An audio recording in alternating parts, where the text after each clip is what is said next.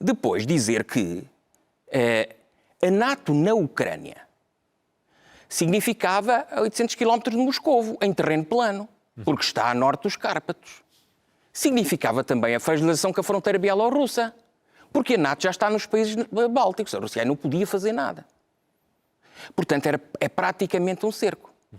Isto sem, digamos assim, falarmos um bocadinho de Cazaquistão, que está exatamente na passagem entre o Cáspio e os Urais.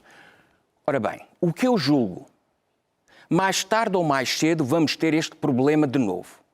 Mas o que eu julgo agora, e que pode acalmar a situação, é uma situação de compromisso na lógica de se garantir o não avanço da NATO para a Ucrânia, porque nesta altura é insustentável.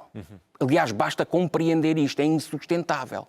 O orçamento de defesa da Rússia é 12 vezes mais pequeno que o norte-americano. Portanto, os americanos são incomparavelmente o grande poder e aqui o que temos é uma disputa entre a Rússia e os Estados Unidos. Primeiro tem uma percepção que o Ocidente está em guerra com eles há muitos anos.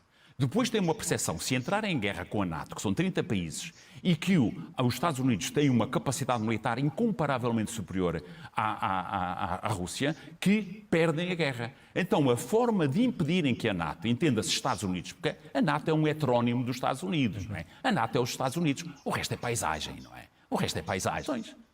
Onde é que está a Europa? Não era a Europa que devia estar a mediar este conflito e não a lançar gasolina? A lançar gasolina. As operações militares estão no terreno no sentido da definição de objetivos políticos. O grande objetivo político russo, o grande objetivo político russo que está aqui a ser discutido, o principal é a neutralidade da Ucrânia. É que a Ucrânia não entre para a NATO. Mas Ucrânia. Gente a morrer. Há 500 mil pessoas a sair da Ucrânia. Há armas a serem entregues a bandidos, não é? Há um país, temos neste momento uma operação, aqui não há bons, há interesses. E depois é assim, já éramos vivos, não é? Não obstante sejam jovens, mas lembram certamente da Segunda Guerra do Golfo, não é?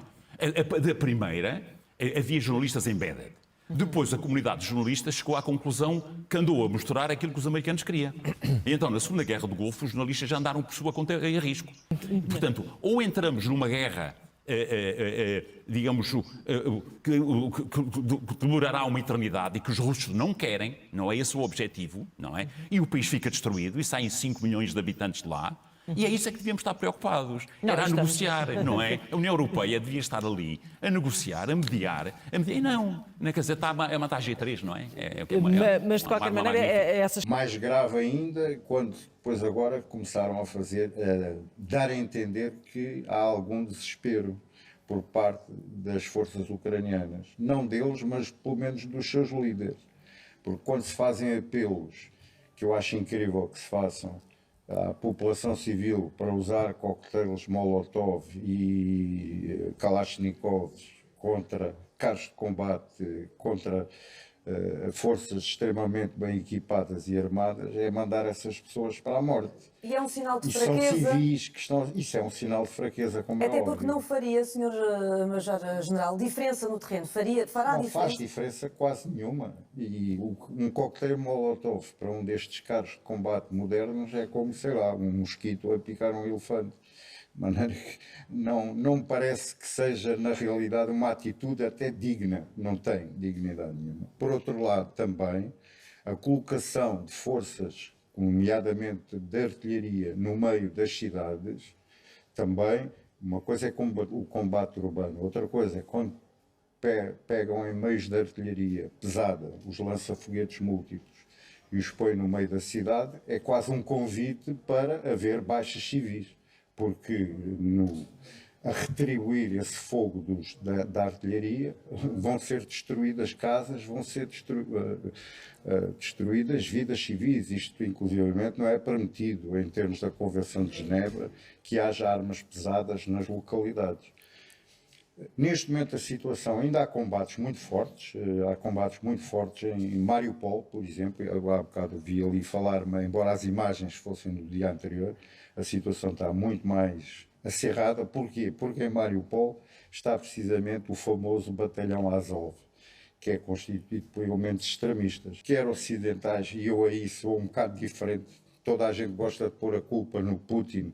Eu acho que nós, ocidentais, os líderes ocidentais, sobretudo aqueles que incentivaram este governo ucraniano e que lhes encheram, os Estados Unidos venderam 600 milhões de dólares de armamento e que depois os deixaram, bom, nós não podemos fazer mais nada, demos armas, demos treino, agora vocês aguentem-se contra a Rússia, por amor de Deus.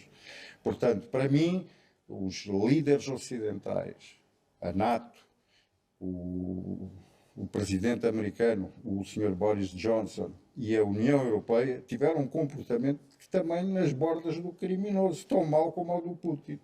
E, portanto, para mim, ao contrariamente a muita gente, entendo que estão todos muito bem uns para os outros. Muito difícil. Eu acho piada que agora falem muito nos famosos acordos de Minsk. Durante 8 anos andou-se a insistir do lado russo para que os acordos de Minsk fossem cumpridos, e a França e a Alemanha, que foram testemunhas dessa assinatura, nunca fizeram pressão nenhuma sobre a Ucrânia para cumprir a sua parte dos acordos de Minsk. Podia fazer diferente do que está a fazer, tendo em conta que a Ucrânia não é efetivamente um país NATO? Qual é a alternativa? Entrarmos em guerra com a Rússia? Entramos em guerra com a Rússia e, se calhar, em termos militares diretos, a NATO tem capacidade para suplantar a Rússia em número de militares, em número de armamento. Mas a Rússia... Mas aí estaríamos perante uma guerra mundial. Ora, a Rússia tem armas nucleares e são armas de dissuasão. É tudo muito bonito agora.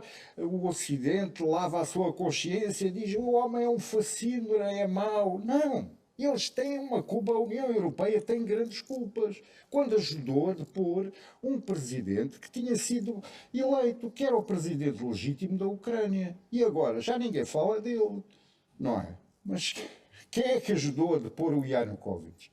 Foram os Estados Unidos e foi a União Europeia. A senhora Catherine Ashton foi para as manifestações em Kiev. Agora não, o mau é o Putin, por amor de Deus. Quer dizer, quem é que pôs lá este governo? Eu vou recordar um bocadinho, se me permite, um bocadinho de história. No início da guerra da Jugoslávia, houve uma conferência em Lisboa e um acordo de paz para a Bósnia. O famoso Plano Cutileiro, que dividia a Bósnia em cantões. Toda a gente assinou o acordo. Os bosníacos, os sérvios, os croatas. Os americanos disseram ao presidente Izetbegovic da Bósnia: você aceitou isso, não faça isso, tal, você agora está numa parte fraca, vai ficar só com não sei quanto por cento do território. Passados 20 anos de guerra, 100 mil mortos, fechou os acordos de Dayton. A área atribuída aos bosníacos, aos croatas e aos sérvios é quase coincidente com aquela que estava no plano cutileiro feito em Lisboa. Só porque a gente disse, não aceite isso, você vai, depois ganha aqui um bocadinho mais ali. Já viu? Aqui foi quase a mesma coisa.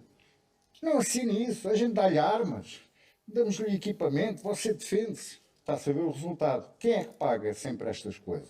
Os civis? Os civis, a população. Nós vamos pagar, porque vamos pagar a gasolina mais cara, a eletricidade mais cara, etc. Vai faltar o milho, porque a Ucrânia é um produtor de milho. E os desgraçados dos ucranianos, por amor de Deus.